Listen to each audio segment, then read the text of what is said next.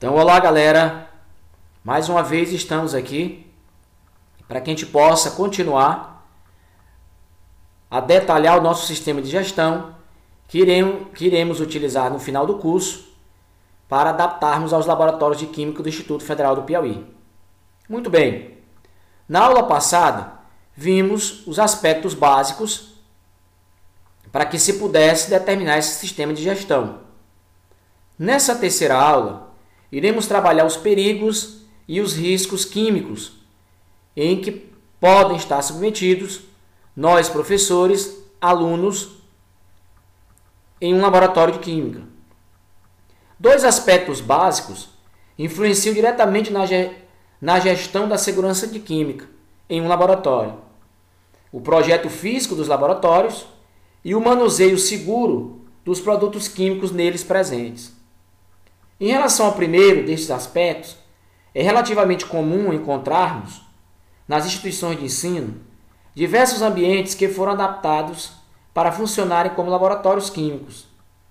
Tal prática acaba por acarretar uma significativa inadequação dos ambientes resultantes aos requisitos de segurança necessários ao desenvolvimento das atividades fim.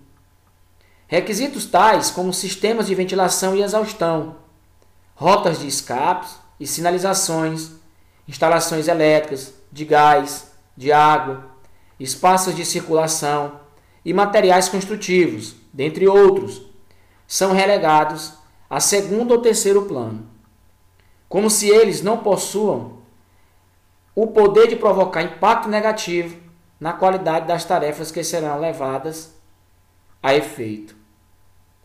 O tema Projeto Construtivo de Laboratório, apesar de sua fundamental importância, não é objeto desta publicação. No caso que eu me refiro à publicação, há uma provavelmente publicação desse sistema que estamos desenvolvendo durante todo esse curso, para que a gente possa implantar nos institutos federais. Mesmo assim, é importante que tenhamos o maior cuidado nas nossas discussões. Por quê? Porque aqui ficará registrado e, consequentemente, gerará uma expectativa dos agentes responsáveis, para que a gente possa estar investindo, de certa forma, desde uma prática mais simples de laboratório ou até mesmo em uma prática mais complexa, o que, na verdade, irá contribuir para que você possa ter ou tomar o maior cuidado possível, mantendo-se o menor risco também. O contato de substâncias diversas, de forma intencional ou não, pode gerar produtos e resíduos que apresentem características com diferentes perigos, acarretando como consequência o surgimento de diversificados níveis de risco. E é isso que de certa forma, procuramos, através desses relatos, minimizar. A atenção especial deste trabalho está voltada para uma gestão eficiente e eficaz dos perigos e riscos originados no emprego de produtos químicos. Então, nada mais importante do que, por exemplo, termos uma noção desse perigo e desse risco. A norma ABNT NBR 14725 define como perigo como sendo uma fonte potencial de danos e características intrínsecas de um produto. O risco como sendo a probabilidade de ocorrência de perigos que causem danos. E o dano seria, consequentemente, a lesão física ou prejuízo à saúde, ao meio ambiente ou a propriedades. Então veja que essa norma, ela define muito bem quais os cuidados que deveríamos ter durante o manuseio de produtos e, consequentemente, de vidrarias em um laboratório de química. E levando-se em consideração que esse risco está sempre associado a 3 elementos, como sendo a gravidade do dano, no caso o perigo, a probabilidade de ocorrência e, consequentemente, ao cenário. Como o perigo é uma característica intrínseca, ou substituímos a substância perigosa ou gerenciamos o risco. A partir daí, é sempre importante sabermos que, sabendo valorizar o risco, consequentemente, o perigo se tornará mais ameno. Vamos agora expor alguns exemplos que nos resumem até que ponto existe a valoração do risco e ações necessárias. Como, por exemplo, eu posso ter um risco de baixa relevância, média relevância e de alta relevância. Iremos aqui distribuir esses riscos como levemente prejudicial, prejudicial, extremamente prejudicial. Então, um risco baixo, levemente prejudicial, seria um risco trivial. Um risco baixo prejudicial seria um risco tolerável. Um risco baixo extremamente prejudicial seria um risco moderado. Um risco médio levemente prejudicial seria um risco tolerável. Um risco médio prejudicial seria um risco moderado. Um risco médio extremamente prejudicial seria um risco substancial. Um risco com alta complexidade, levemente prejudicial, seria um risco moderado. Um risco alto prejudicial seria um risco substancial. E para finalizarmos, um risco com alta complexibilidade, extremamente prejudicial, seria um risco intolerável. Então note que esse quadro, ele resume basicamente toda a noção de valoração do risco e ações necessárias. Então é sempre importante sabermos que tipo de material estamos trabalhando, qual o perigo por ele ocasionado e sempre procurando saber o risco que estamos correndo ao estar manuseando esse material.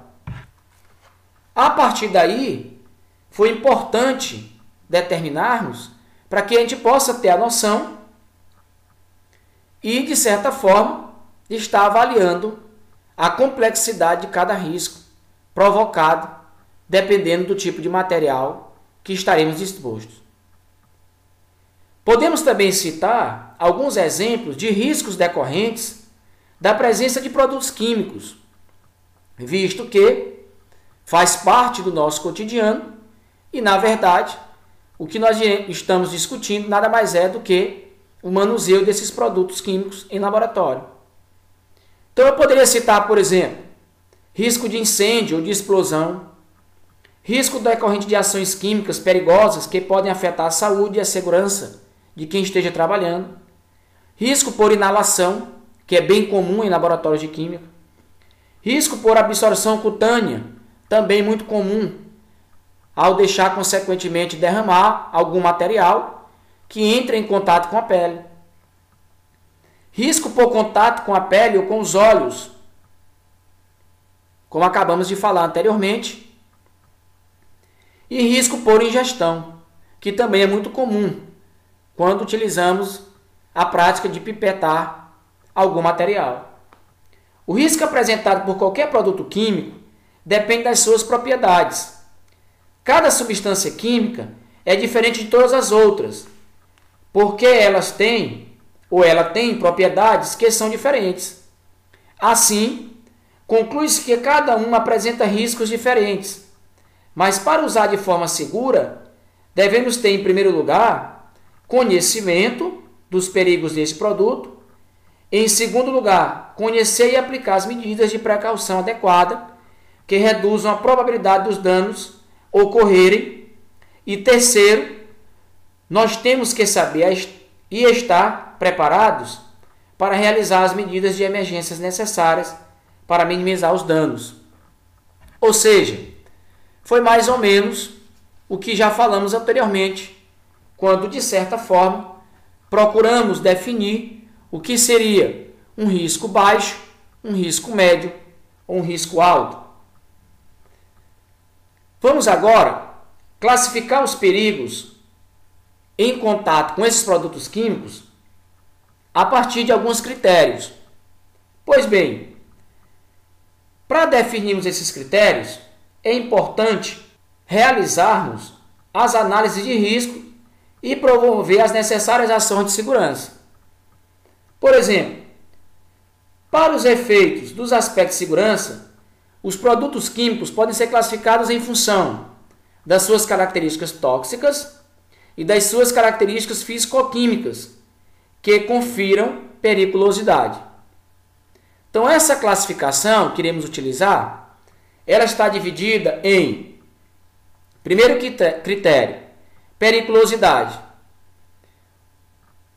Com relação ao critério de periculosidade, nós podemos determinar os itens como sendo explosivos, são aqueles onde as substâncias são preparadas e que por efeito da chama, calor, choque ou fricção, reagem violentamente, liberando grande quantidade de energia e gases. Comburentes, substâncias preparadas que em contato com outras substâncias podem reagir liberando energia. Inflamáveis são aquelas que, de certa forma, cujo o ponto de ignição é baixo, isto é, desprendem vapores que podem incendiar em condições normais de trabalho, em função de seu maior ou menor grau de inflamabilidade. Podemos identificar 3 grupos: altamente inflamáveis, facilmente inflamáveis e inflamáveis. E por último, as corrosivas, que são substâncias que, preparados e em contato com o tecido vivo, exercem algum tipo de reação destrutiva do mesmo. Com relação ao critério de toxicidade, definimos como tóxicas, são substâncias e seus preparados que podem provocar danos à saúde do indivíduo. As substâncias químicas tóxicas ainda podem entrar no corpo por 3 rotas, dependendo do contato. A inalação seria uma dessas formas, a ingestão e a absorção. Então é importante sabermos, antes mesmo de manusear qualquer material, informações sobre o produto, para que a gente possa ter uma ideia de como se trabalhar com esse produto em laboratório. Então sempre é importante sabermos identificar todas as características físico-químicas desse material. Para isso, é interessante que sempre,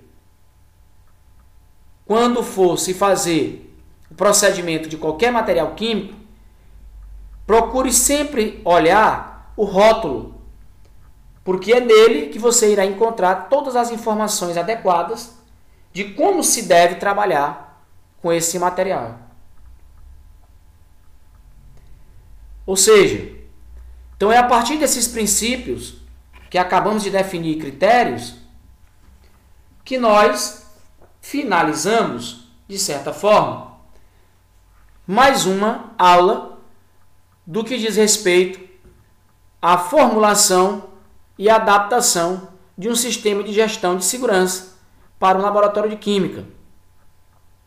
Espero que possam ter compreendido da melhor forma possível e que possam se sair muito bem nas atividades propostas, tanto individualmente como em grupo. Agradeço. Até a nossa próxima oportunidade. In the depths of my soul.